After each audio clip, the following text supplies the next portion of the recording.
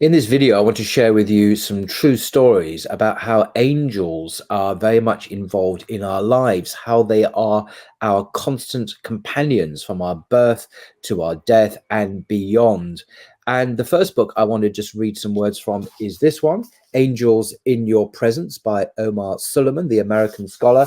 I think it's in Texas, but he's in the UK at the moment on tour.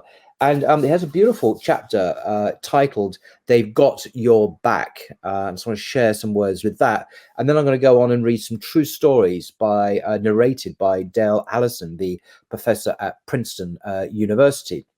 So Omar Suleiman, in his book, writes the following. You see videos of incidents online in which a person is walking on the street, unaware of the cars that are coming towards him and a huge truck which is about to collide into him. Suddenly, it's as if an arm just pulls that truck away and it goes in a completely different direction, and that person is unharmed. On the other hand, you see someone who is involved in a freak accident.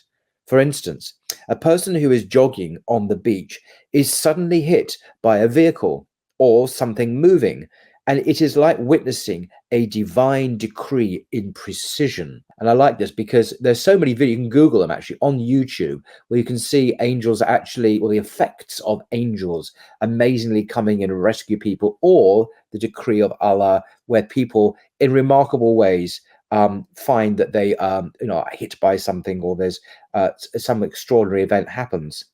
And you witness, he writes, you're witnessing that perfect qadar of Allah, glorified and exalted is He. Now, relate that to your own self. You're driving on the highway and you are saved from a car accident. You're doing something that distracts you, and in that moment of distraction, something horrible is about to happen. And then you see what happened around you, and you say, Subhanallah, Allah protected me. Another example are those that have seen their children fall, knowing that if they had fallen slightly differently, they would have hit the back of their head and it could have been catastrophic. All these things that we have witnessed in our lives speak to the overwhelming power of Allah, glorified and exalted is He. But they have something to do with the angels as well. Allah says that every single person has a guardian angel behind him and in front of him that protects him by the decree of Allah. That concept requires a lot of reflection. First and foremost, it is a testament to the mercy of Allah. We are always so paranoid about the devils and the jinn being everywhere, but each of us has only one shaitan and 4 angels assigned to them. It's interesting. I checked this out. I thought, I don't remember reading we have 4 angels and 1 shaitan. I checked it out with the Quran. This is actually correct. This is the correct number. Everything else that is invited into one's life of angels or devils is invited as a result of one's good or bad deeds. But every single person has, proportionately speaking, 4 angels that are with them and just 1 devil that whispers and tempts. Of the 4 angels, 2 of them protect you and the other 2 record your deeds. But what do these guardian angels do? What role do they play in your life? They are always with you. They're with you during the day. They're with you when you sleep at night. They are with you for the most significant and insignificant moments of divine decree within your life. Mujtahid, Allah's mercy be upon him, said that your guardian angels protect you from any wild animal, from any riding animal, from any beast or person that wants to harm you, or even from an ant in your ear. If the decree is not upon you to be harmed, the angels will shoo away those bugs and push away those harmful objects that are coming your way in order to protect you. Ali ibn Abi Talib, Allah's mercy be upon him, said, that when he was told that the tribe of Murad were planning to attack him, he replied, quote, "They cannot harm me with anything unless Allah has decreed it. For Allah has set up guardian angels for each person, and the only time a person is harmed is when those angels are told to stand down." End quote. It's an extraordinary translation where the angels are told to stand down like a military commandment or soldiers or something. That's when Ibn Abbas said, quote, "Out of obedience to Allah, those angels will protect you and will be there for you, and they will only move out of the way when Allah decrees otherwise." End quote.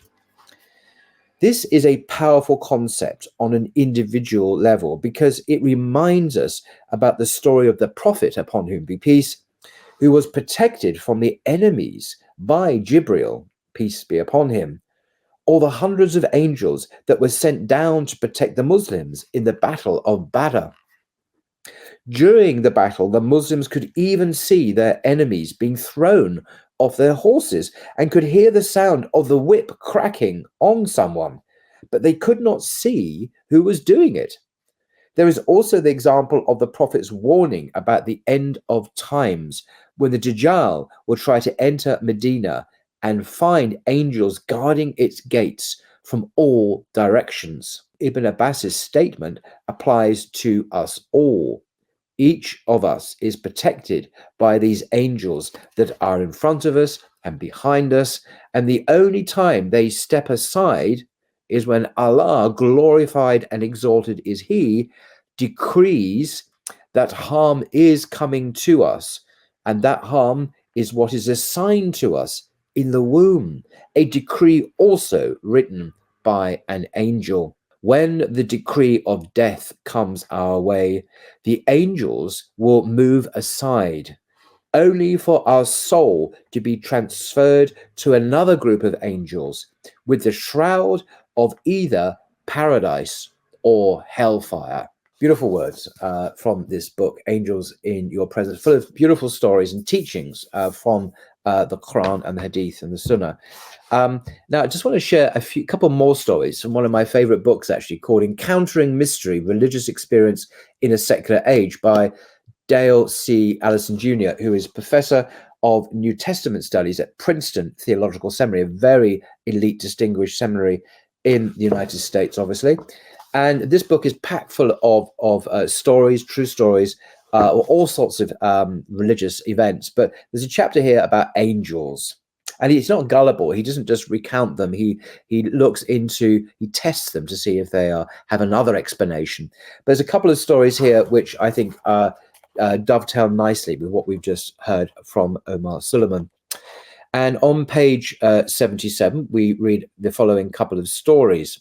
Quote, according to Catherine C. Calor of Kansas, when she and her sister Carol were about 8 and 6, respectively, the two learned to climb a large tree in their front yard. One day, with Catherine above her, Carol slipped off a branch. Yet she did not, her sister claims, fall and hit the ground as expected. She rather, quote, floated like a piece of paper back and forth until she landed on the ground far below, on her feet. She was unhurt.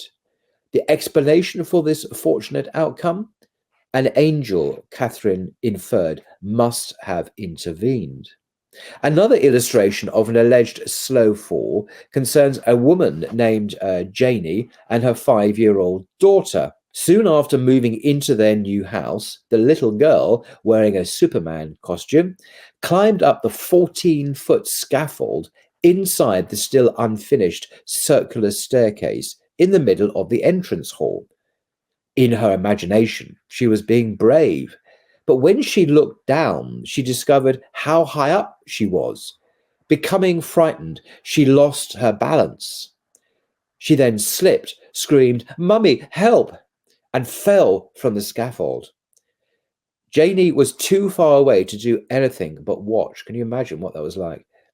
Yet as she looked on, it was as if an invisible arm stretched out beneath her daughter and gently laid her down on the floor. When the medics arrived, they found, to their amazement, neither bruise nor broken bone. The girl was no worse for her fall. Extraordinary.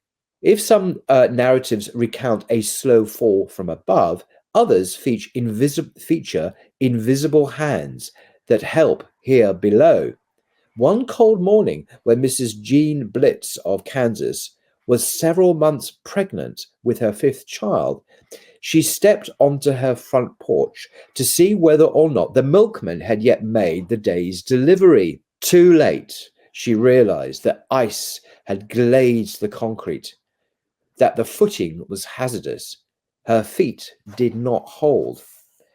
As her hand had no handrail to latch onto, it seemed certain she would hit the concrete hard. No little matter, given her condition. She was obviously pregnant. As her posterior approached the pavement, however, time seemed to slow down, and two strong arms not only caught Jean, but stood her up against the door. Thinking that her husband had fortuitously happened by at a life-saving moment, she turned to speak her relief and gratitude to him. Instead of her husband, who later confirmed his lack of participation, she saw only an empty doorway. There was no one there at all. Her inference was immediate. Some formless, invisible force had first slowed Jean's fall, then straightened her up, then set her safely off the ice. An angel. There are many, many stories like this, extraordinary stories, and also stories of evil and demons as well. We're not going to go there in this video. He quotes, Deleuze quotes from a psalm, actually. He's obviously a Christian, Psalm 91, verses 11 to 12, which reads, "For he will command his angels concerning you to guard you in all your ways. On their hands they will bear you up, so that you will not dash your foot against a stone." Isn't that extraordinary? So this is that quote from Psalm 91, which is still very much a reality in people's lives today in America. And as just the final word to the Quran, an English translation here, in Surah 13, verse 10, it reads, "It makes no difference whether any of you speak secretly or aloud, whether you are hiding under cover of night or walking about in the day. Each person has angels before him and behind, watching over him by God's command." Beautiful stories, words of hope and comfort, and also the divine decree, so that God can order his angels to stand down, as Omar Suleiman has it. So that this is a beautiful explanation of why sometimes we see these remarkable videos on YouTube that I mentioned, remarkable rescues, and where clearly something is going on the unseen realm. But also times when, someone is walking on a beach, as he says, and there's nothing around, and then suddenly out of nowhere, this extraordinary event happens, and that person is struck down. At that point, by the decree of Allah, the angels have stepped aside. So this is extraordinary. We don't normally, or many of us don't normally think in these terms, but this is reality. This is the real world. We may not see angels, but they certainly exist and obey the command of Allah. Until next time.